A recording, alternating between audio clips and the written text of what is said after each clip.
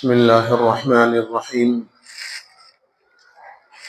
الحمد لله وكفى وسلام على عباده الذين اصطفى وعلى آله وأصحابه المجتبى أما بعد فأعوذ بالله من الشيطان الرجيم. بسم الله الرحمن الرحيم. ومن الناس من يشتري لهو الحديث ليضل عن سبيل الله بغير علم ويتخذها هزوا. وقال صلى الله عليه وسلم: من تشبه بقوم فهو منهم، او كما قال صلی اللہ علیہ وسلم. قابل احترام عزیز بزرگوں، نوجوان بھائیوں،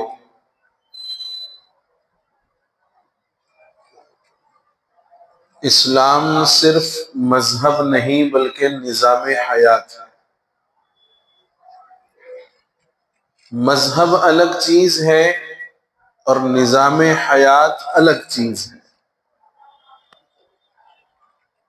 تھوڑا سا اس کی وضاحت ہو جائے تو شاید بات سمجھ میں آئے.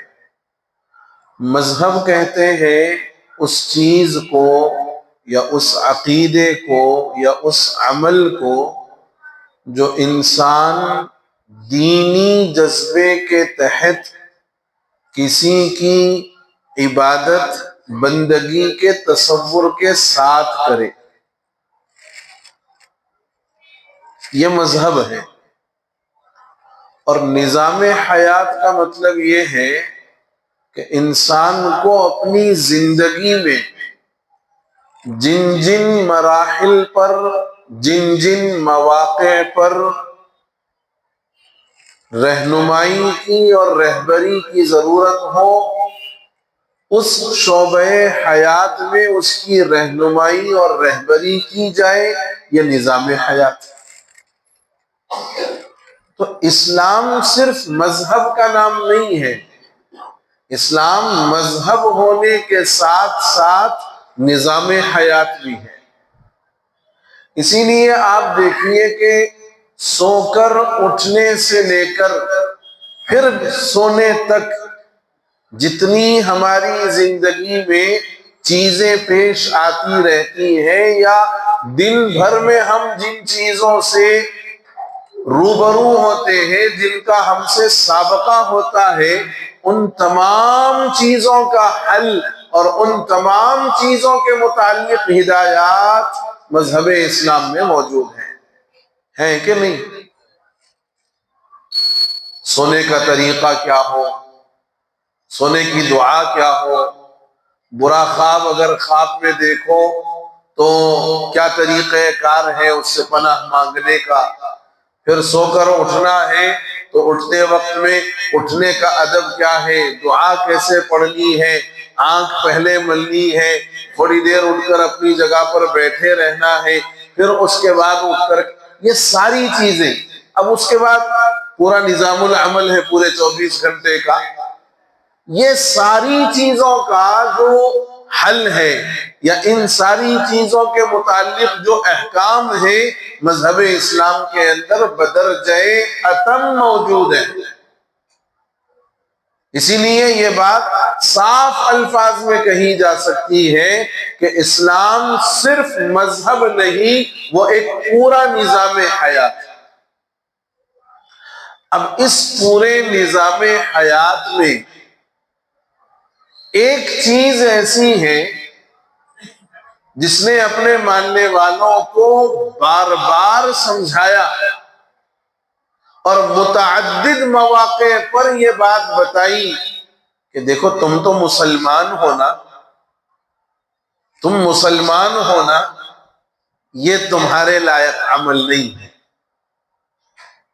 تم مسلمان ہو، اللہ کے دوست ہو اور اللہ کے پیارے حبیب کی امت میں ہو، تمہاری ایک الگ شان ہے، تمہارا ایک الگ رتبہ ہے، تمہارا سٹیٹس بڑا بلند ہے.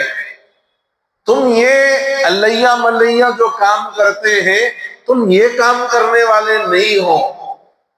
بار بار مذہب نے سمجھایا، جس کو ہم کہتے ہیں تشبہ، نقالی، ان جیسا کرا ویسا اپن بھی کرنا، یہ ہے تشبہ۔ علماء فرماتے ہیں کہ تشبہ کے 3 درجے ہیں۔ غیروں کے ساتھ جو تشبہ ہوتا ہے، اس تشبہ کے 3 درجے ہیں۔ پہلا درجہ، ان کے مذہبی اطوار، ان کے مذہبی تیوہار، ان کی مذہبی چیزوں کو دل کی رضامندی اور خوشی کے ساتھ کرنا اور اس پر خوش ہونا۔ بات سمجھ آئی؟ غیروں کے مذہبی اطوار، طور طریقہ، غیروں کے مذہبی تیوہار، عید، اور ان کے مذہب کے متعلق جو کام ہے، ان کاموں کو اپنے دل کی رضامندی اور خوش دلی کے ساتھ کرنا اور اس پر خوش ہونا، یہ ایسا تشبہ ہے کہ اگر کوئی بندہ مسلمان نعوذ باللہ ایسا کوئی عمل کرتا ہے تو دائرہ اسلام سے خارج ہو جاتا ہے۔ بات سمجھ آئی ہے؟ پہلا طریقہ، ان کے مذہبی اطوار، ان کے مذہبی تیوہار، ان کے مذہبی امور جس کو وہ مذہب کے نام پر انجام دیتے ہیں، نعوذ باللہ کوئی مسلمان ان چیزوں کو بھی کرے، دل کی رضامندی اور خوشی کے ساتھ کرے اور ان اعمال پر خوش بھی بڑا ہو رہا ہو، فرمایا یہ عمل موجب کفر ہے۔ اگر انسان ایسا کرتا ہے دائرہ اسلام سے خارج ہو جاتا ہے۔ دوسرا تشبہ، یعنی دوسرا درجہ تشبہ کا، ان کے مذہبی تیوہاروں کے موقعوں پر ان کی خوشی میں ان جیسا کام کرتے ہوئے شریک ہونا، ان کے مذہبی تیوہاروں کے موقعوں پر ان کے مذہبی تیوہار میں کیے جانے والا عمل خود بھی کرنا، اس میں عملی اعتبار سے شریک ہونا، اور یہ سمجھنا کہ یہ کام میں نے رواداری کے واسطے کیا ہے۔ رواداری نہیں معلوم، روا معلوم مگر داری نہیں معلوم ہے۔ رواداری کا مطلب یہ ہے رکھ رکھاؤ۔ محلے میں 1 سے 10 گھر ہیں مسلمانوں کے اور 4 گھر غیر مسلم کے بھی ہیں، تو یہ غیر مسلموں کا مسلمانوں کے ساتھ، مسلمانوں کا غیر مسلموں کے ساتھ ایک رکھ رکھاؤ ہوتا ہے محلے داری کی جگہ پر۔ چلو بھئی آپ بھی اچھے ہیں، ہم بھی اچھے ہیں، ورم گڈے کو چلے گئے تو سمجھ میں آ جاتی ہے پکچر۔ یہاں تو 200% مسلمان ہیں، یہ علاقے میں ہم 200% مسلمان ہیں، ذرہ نیچے اترے ورم گڈے میں تو 1 لائن مسلمانوں کی، دوسری لائن غیر مسلموں کی۔ تو رواداری کا مطلب ان کا دل رکھنے کے واسطے، ان کو اپنے سے خوش کرنے کے واسطے، ان کو ظاہری رکھ رکھاؤ کے ذریعے سے یہ اطمینان دلانے کے واسطے ہم بھی وہ چننا تم بھی وہی چننا، ہم بھی وہی چننا تم بھی وہی چننا۔ انہیں عید برات آئی تو بھیا ہم بھی سیم ویسی بھیا، جیسا تم بھیا ہم بھی بھیا۔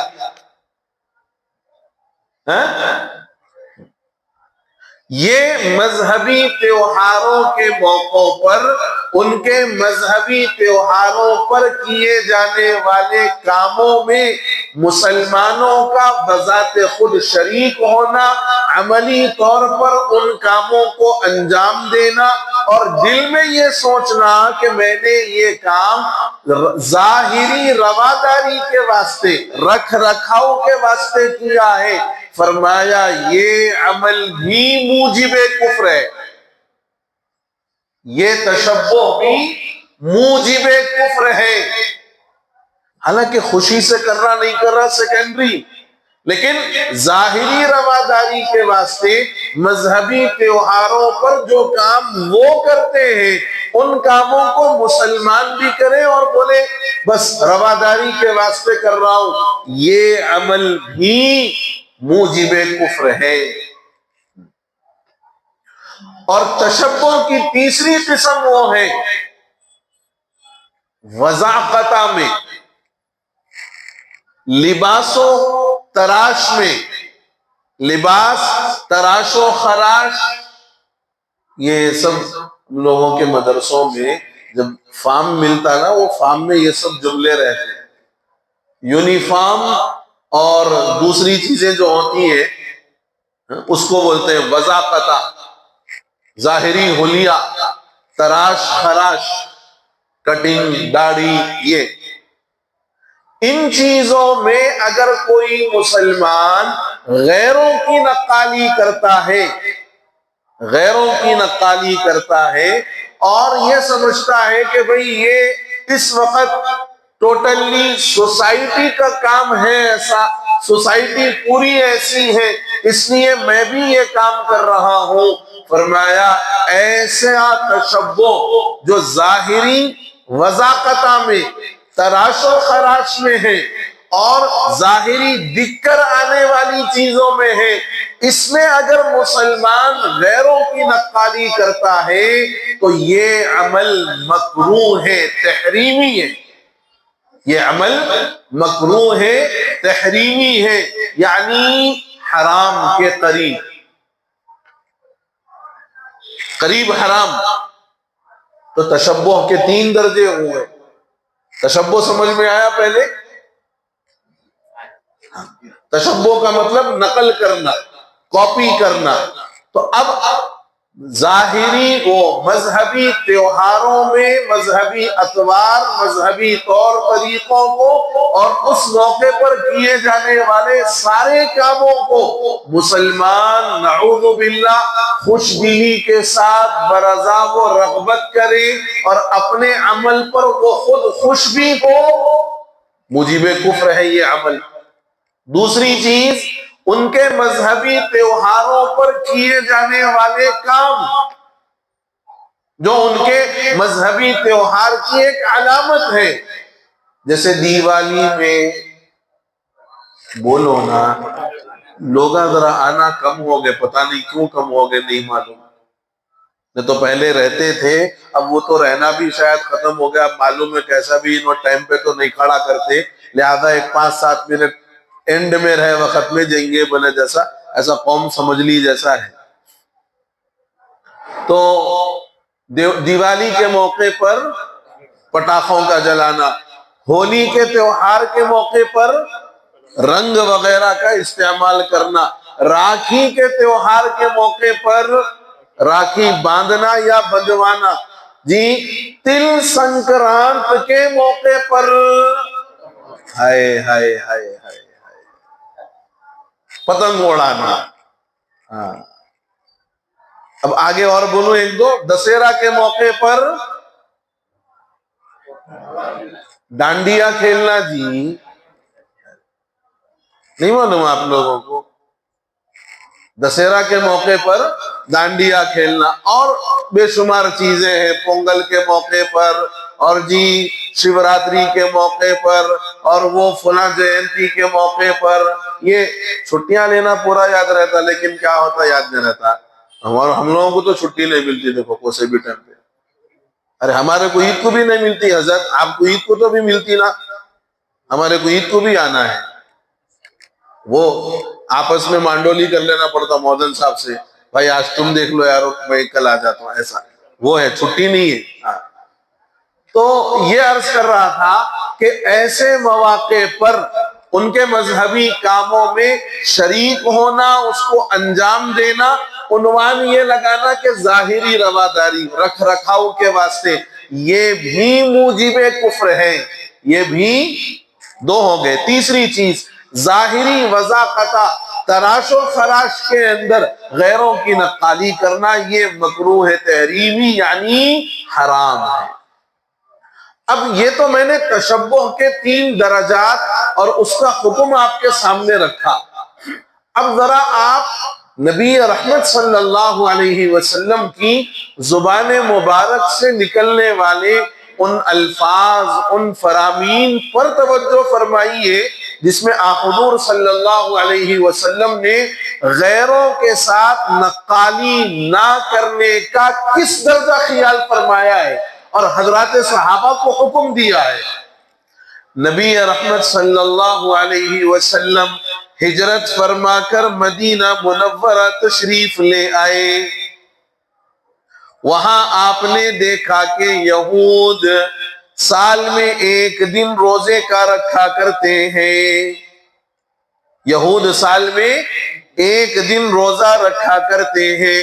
حضور نے یہود سے سوال کیا کہ اس دن تم روزہ رکھتے ہو، تمہارے روزہ رکھنے کی وجہ کیا ہے؟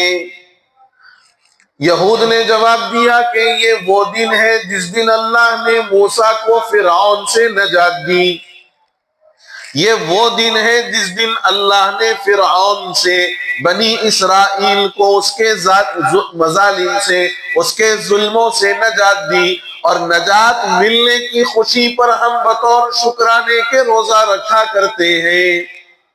یہ جواب دیا یہودیوں نے۔ حضور نے فرمایا اچھا یہ حضرت موسیٰ بھی رکھا کرتے تھے؟ کہا ہاں ہمارے پیغمبر بھی رکھا کرتے تھے، ہم بھی شکرانے میں رکھتے ہیں۔ حضور نے فرمایا کہ مسلمان موسیٰ کی اتباع کرنے کے زیادہ حقدار ہیں، مگر یاد رکھو کہ یہود ایک روزہ رکھتے تھے، ہم 2 روزے رکھیں گے۔ کیوں فرمایا؟ مشابہت نہ ہو۔ کیوں فرمایا؟ مشابہت نہ ہو۔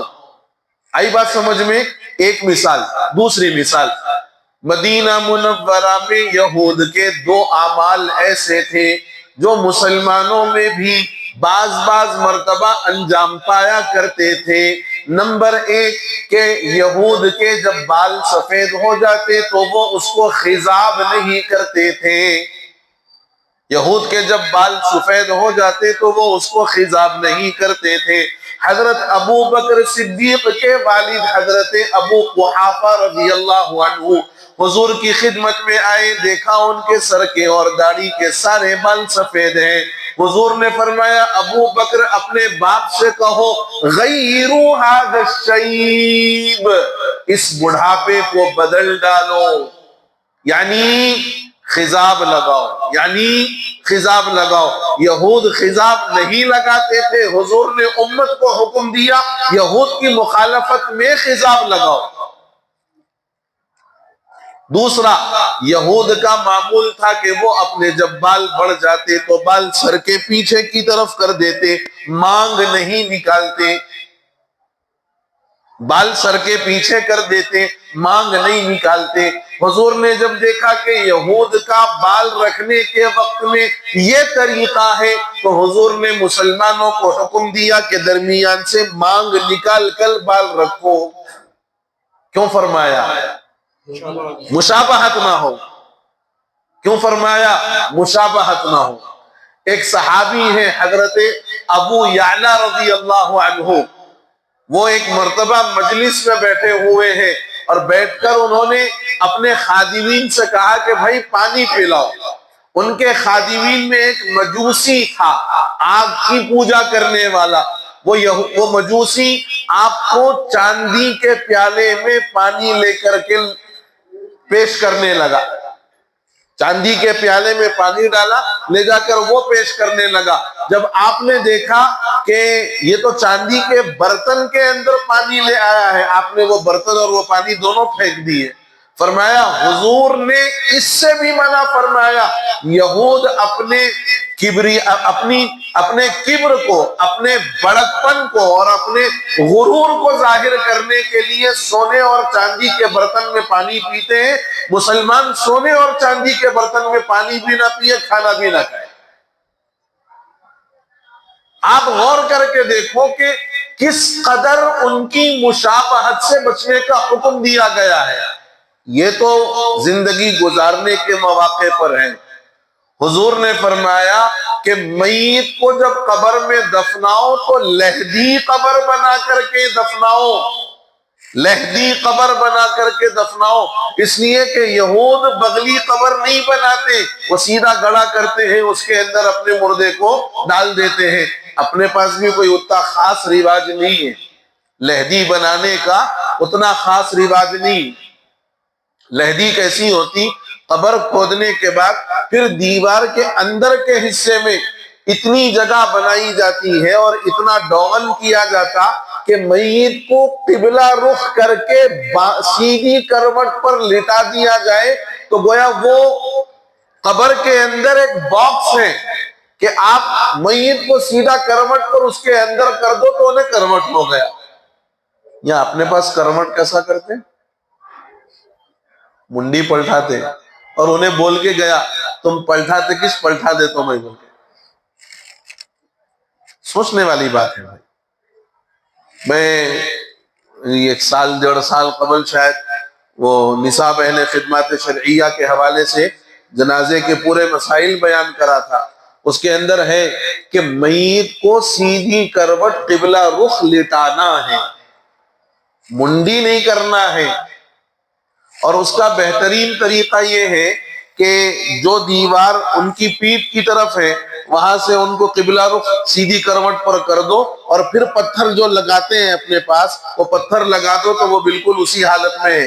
اس دیوار پر کرے تو پھر بھی چانس ہے، لیکن اس دیوار پہ کر کے آپ پتھر لگا دیے تو 2 طرف سے ٹیک ہو گیا۔ یہ طریقہ ہے۔ تو حضور نے یہاں تک فرمایا کہ یہود سیدھا گڑھا کر کے اپنے مردوں کو دفن کر دیتے ہیں، مسلمان بغلی قبر بنائیں، دفنانے کے اندر بھی ان جیسا عمل اختیار نہ کریں، مشابہت نہ ہو۔ اب غور کر کے دیکھو کہ حضور نے عبادات میں روزمرہ کے جو چیزیں پیش آنے والی ہیں وضاقتہ میں، مرنے کے بعد والے اعمال میں اور بے شمار مواقعوں پر حضور نے فرمایا کہ اللہ اور اس کے رسول کے دشمنوں کی مشابہت مت اختیار کرو۔ اور یہ منع کیوں ہے؟ اچھا، اب آپ اتنی دیر سے سن رہے ہیں کہ بھئی یا مشابہت سے منع ہے، یا مشابہت سے منع ہے، یا مشابہت سے منع ہے، لیکن سوال یہ ہونا چاہیے کہ آخر منع ہے کیوں؟ منع ہے ٹھیک ہے، لیکن کیوں منع ہے؟ 2 وجوہات، بلکہ 3 بھی بول سکتے ہو۔ پہلی اور بنیادی وجہ یہ ہے کہ اسلام ایسا کامل اور مکمل اکمل مذہب ہے کہ اس کا کوئی گوشہ نامکمل نہیں ہے۔ اسلام جب کامل مکمل اکمل دین ہے اور اس کے باوجود اسلام کے ماننے والے دوسروں کی تہذیب اور ان کے تمدن کو اختیار کرتے ہیں تو نعوذ باللہ ان کا یہ عمل اسلام کو بدنام کرنے کا ذریعہ ہے کہ یہ اپنے عمل سے اس بات کی گواہی دے رہے ہیں کہ ہمارا مذہب نعوذ باللہ کامل نہیں ہے، اچھا نہیں ہے، تمہارے مذہب کے اندر جو چیز ہے وہ بڑی اچھی ہے، نعوذ باللہ۔ سوچو آپ کتنی خراب بات ہے کہ آپ اپنے مذہب کے کامل و مکمل ہونے کے باوجود دوسروں کے مذہب کی چیزوں کو باضابطہ اپنا کر اس کو عمل میں لا کر یہ گویا دعویٰ کر رہے ہیں اپنے عمل سے کہ ہمارا مذہب نعوذ باللہ کامل و مکمل نہیں، کامل تو تمہارا مذہب۔ دوسری وجہ منع کی کہ اللہ نے انبیاء سے، صحابہ سے، صلحاء سے، اتقیاء سے، اولیاء سے، ابدال سے، قطب سے، غوث سے، یہ سب ولایت کے درجے ہیں۔ حضرت شیخ عبد القادر جیلانی رحمۃ اللہ علیہ کو جو غوث اعظم کہتے ہیں وہ ایک ولایت کا درجہ ہے، وہ ان کا نام نہیں ہے۔ ہماری قوم کو وہ بھی نہیں معلوم، ہماری قوم یہ بولتی غوث اعظم نام ہے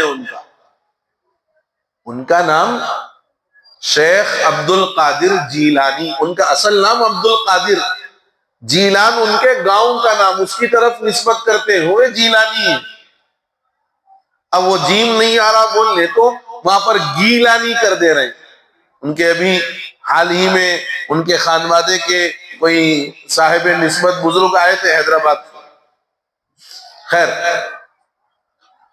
تو یہ جتنے لوگوں نے مذہب پر جو کامل اعتبار سے عمل کیا اور اس کو ایک بالکل مکمل نظام حیات ہے اس پر خود بھی عمل کیا، دوسروں کو بھی عمل کی دعوت دی، یہ غیروں کی نقالی کرنے والے ان ساروں کے خلاف گویا اس بات کا مقدمہ کر رہے ہیں کہ ان کی عقلیں اتنی کامل نہیں تھی جتنی ہماری عقل کامل ہے.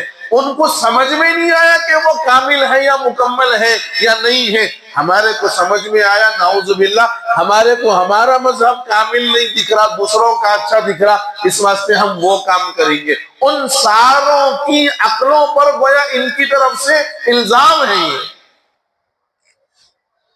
منع کی دوسری وجہ. اور منع کی تیسری وجہ یہ ہے کہ اللہ رب العالمین جو حکیم مطلق ہیں اور اللہ کا کوئی حکم، کوئی کام، اللہ کی طرف سے بھیجا ہوا کوئی فرمان حکمت سے خالی نہیں ہے.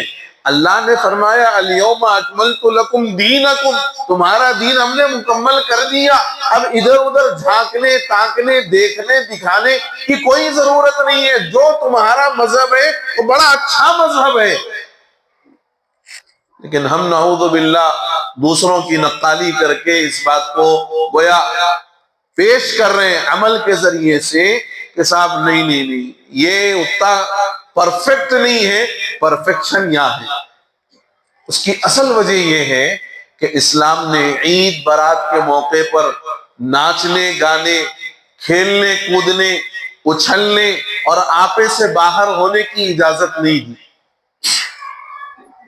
جو آج ہمارے کو دوسروں کی تہذیب اچھی لگ رہی، دوسروں کے تیوہار پر کیے جانے والے کام اچھے لگ رہے، اس کی وجہ یہ ہے کہ اسلام نے عید برات کے موقع پر، عید برات سمجھ گئے آپ، شادی بیاہ وغیرہ، خوشی، ایسے موقعوں پر ناچنے، گانے، کودنے، اچھلنے، کھیلنے، ان ساری چیزوں کی اجازت نہیں دی.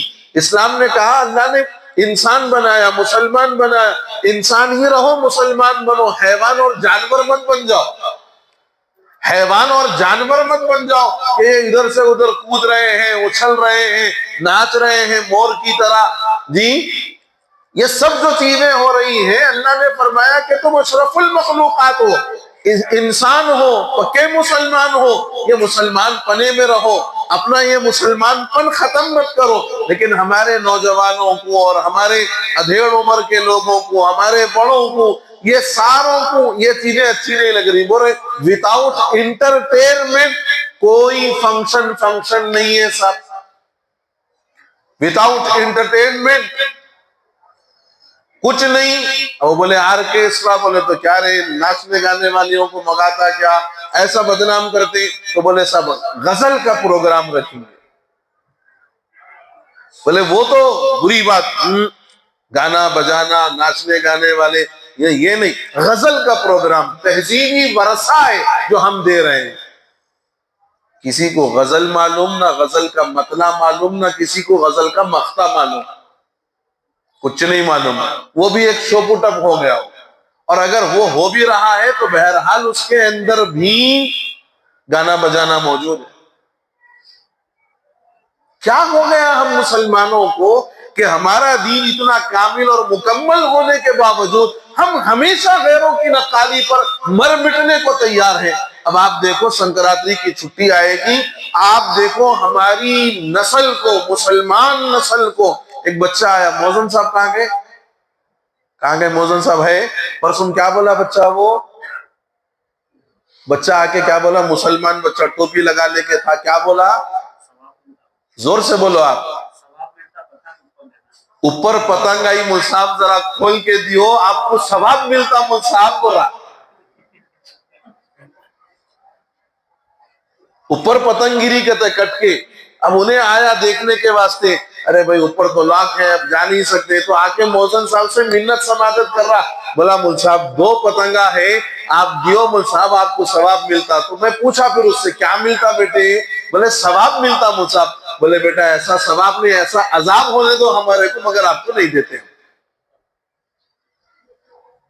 یہ ہماری نسل ہے، اور یہ نسل باضابطہ آ کر کے یہ مطالبے کر رہی ہے اور یہ کہہ بھی رہی ہے کہ بھئی آپ کا دل نرم ہو جائے ثواب ملتا۔ تو بولا بیٹے تو 2 رکعت نماز پڑھ لے، میرے کو بھی ثواب تیرے کو بھی ثواب۔ اب دیکھو آپ بلڈنگوں پہ دیکھو آپ، اور طے شدہ بات ہے ہمارے جمان بھائی، کوئی فرق پڑنے والا نہیں ہے، یہ خالی یہاں بیٹھ کے سنے تک ہی یہاں پہ، باہر جاتے کہ ایسا جھٹکتے کان، چھی چھی چھی چھی چھی کیا بولے انہوں، سب باتیں نہیں رکھنا بلکہ ایسا جھٹک کے نکلتے۔ پھر وہی جو کام اپنے کو کرنا ہے وہی کام گھروں کے اوپر۔ اب تو ماشاءاللہ چشمہ نہیں رہا بھائی، سمندر ہو گیا۔ اب تو چشمہ نہیں رہا، اب تو سمندر ہو گیا۔ یہ بڑے بڑے بلڈنگاں ماشاءاللہ عالی شان، ایسا منڈی اٹھا کے دیکھنا پڑ رہا ہے۔ ماشاءاللہ اللہ اور دے آپ کو، اور برکت دے، اور دو اس کے اوپر فلور بناؤ، مگر یہ ہرگز مت کرو کہ بھئی بچے بول لے رہے تھے تو ڈی جے لگا کے جو ہے نا پتنگاں پلانے کے واسطے ہم بچوں کو چڑھائے، یہ کرنے بچوں کی خوشی کے واسطے، بچوں کی خوشی کے واسطے آپ ان کی جہنم تیار کر کے دے رہے ہیں، بچوں کی خوشی کے واسطے ان کی جہنم تیار کر کے دے رہے ہو۔ اور یہ اتنا سب کچھ سنانے کے باوجود اگر یہ سمجھ میں آتا ہے کہ نہیں یہ ہماری خوشی کے واسطے کر رہے ہیں، تو غور کر لو تشبہ کی کون سی کیٹیگری میں آتے ہو۔ 2 تو موجب کفر ہے اور تیسرا حرام ہے۔ اب آپ فیصلہ کرو، میں نے اپنا فریضہ ادا کر دیا، باقی کام آپ کو کرنا ہے۔ یہ پتنگ اڑانا، پتنگ کے پیچھے دوڑنا، اور پتنگ میں پینچ لگا کر کے کسی کی پتنگ کاٹنا، اور پتنگ لوٹنے کے لیے بھاگنا، اور اپنے گھروں کی چھتوں پر چڑھ کر گانے باجے لگا کر دوسروں کے گھروں میں دوسروں کی عورتوں کو جھانکنا، دیکھنا کرنا، یہ سارے وہ تماشے ہیں جو ایک مسلمان کی بالکل شان کے خلاف ہیں۔ اگر اس کے باوجود بھی کوئی یہ عمل کرتا ہے تو یا تو بس اتنی بات کہی جا سکتی ہے کہ نعوذ باللہ، ہزارہا مرتبہ نعوذ باللہ، مسلمان ہے مگر اپنے مسلمان ہونے پر فخر نہیں ہے، شرمندہ ہے، اپنے مسلمان ہونے پر فخر نہیں، شرمندہ ہے۔ اس لیے جا کے اللہ ملیہ کی عیدوں میں پتنگاں اڑا لیتے، دیوالی میں پٹاخے پھوڑ لیتے، خوشیاں منا رہا۔ خوشی یہ نہیں ہے، یہ ہمارے لیے اپنے ہاتھوں سے جہنم کا سامان کرنا ہے۔ فیصلہ آپ کریں، اللہ مجھے آپ کو کہنے اور سننے سے زیادہ عمل کی توفیق عطا فرما دے، آمین یا رب العالمین۔ وآخر دعوانا ان الحمدللہ رب العالمین۔ دیکھو اب آئی پوری قوم، معلوم ہو گیا ان کو بھی، انہوں کیسا بھی 10 منٹ لیٹ کر رہے ملک۔